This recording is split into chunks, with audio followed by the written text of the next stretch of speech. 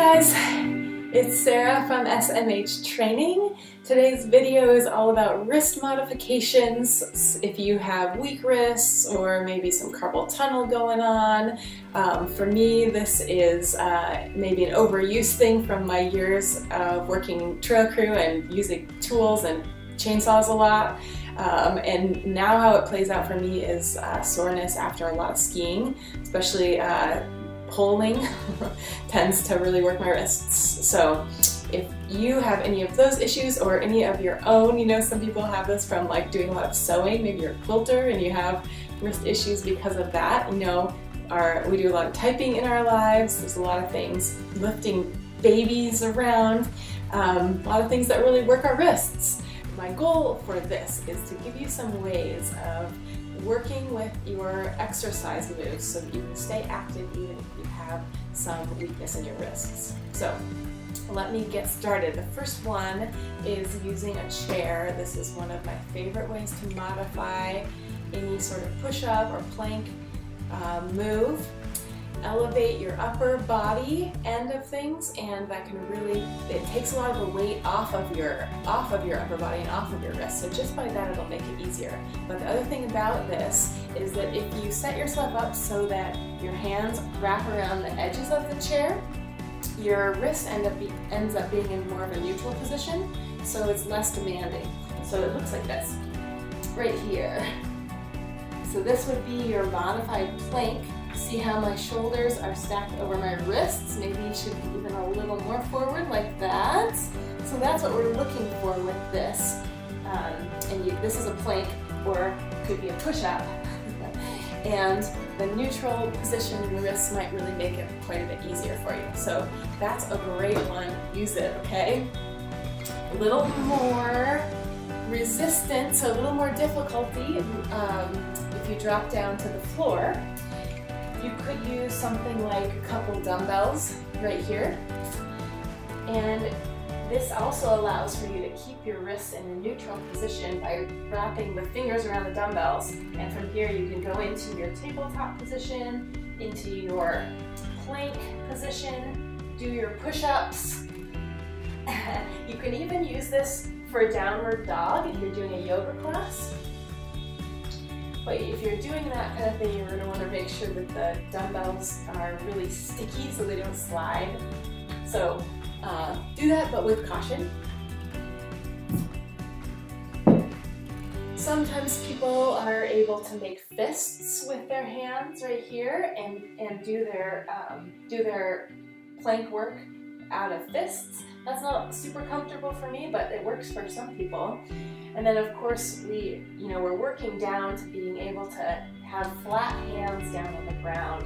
So as you work toward that, to really make sure we're thinking about where we weight our hands. So oftentimes we put a lot of weight in the outer edges of the hands, and the inner edges want to roll up, and that puts some funky strain on the wrists and the rest of the system. So we want to really make sure that when you're down on the ground, you're pressing through the inner edges of your hand, particularly the base of your thumb and the base of your pointer finger right here. So you want to really push in the inner edges of your hands, and then also really grip with your fingers. So when you're down in this push-up position, this is a way to really actually take a lot of the weight off of your wrist by activating the muscles in your hands. You need to try to grip the ground with your fingers. So it's like you're pulling in like this, but of course your fingers aren't actually going to move. You're just activating them to get the muscles in the hands to really light up. So that's right down here when you're in push-up position or tabletop, like I am now. You really try to pull in with the muscles in the pads of the fingers, and that helps activate the hands and strengthen everything up. So work that, and then this is probably the one I recommend the most for people with wrist issues, is to bring a blanket in to your system and fold over one of the edges of the blanket. The folded edge goes to the front, and then the bottom of your hand goes up on the edge of the blanket, and the fingers roll down off of it. And from here you go into your tabletop or your push-up position, And you've got, the blanket helps elevate the base of your hand, so instead of having to be at a 90-degree angle, you're at a little wider of an angle, and it's a little less intense on the wrist that way. So that's a really good one and a pretty simple one to have around and work in. Sometimes you can even like roll over the edge of your mat and create that little extra lift for the hands. So lots of good options.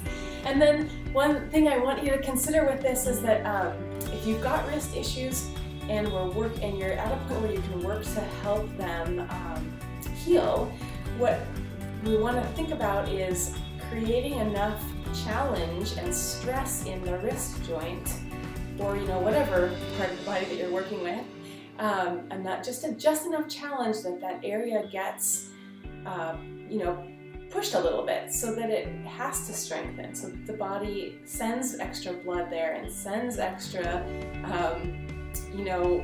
construction, does the extra building and the strengthening work that it needs, and we don't get there by not using it. That's why not using the wrists at all actually makes them weaker instead of makes them stronger.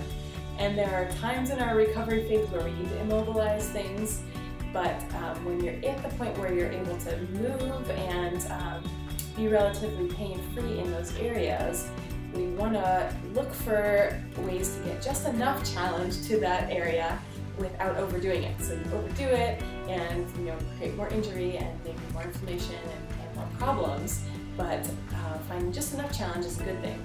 So you might actually benefit by doing a couple of your, say you're doing like 10 push-ups, you might benefit by doing a couple in this normal flat position, and then recognizing at what point it's good to add the modification in.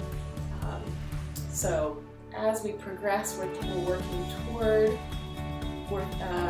working without the props. Over time, you may be able to get there, maybe not, but think about finding that challenge zone and working at the edge of it, and that will, if you're able to do that and really listen to your body throughout the process, our bodies are amazing healing devices, so if we can give them the conditions they need, we really can. They really can grow and change and heal quite a bit. So, okay, that's our first video, so I'm coming back with a second video on this topic with some wrist strengthening exercises, and we'll talk some more about form during that one. That will be coming out next week. And until then, enjoy these modifications. Have a great week. Keep yourself moving, and I'll see you later. Bye.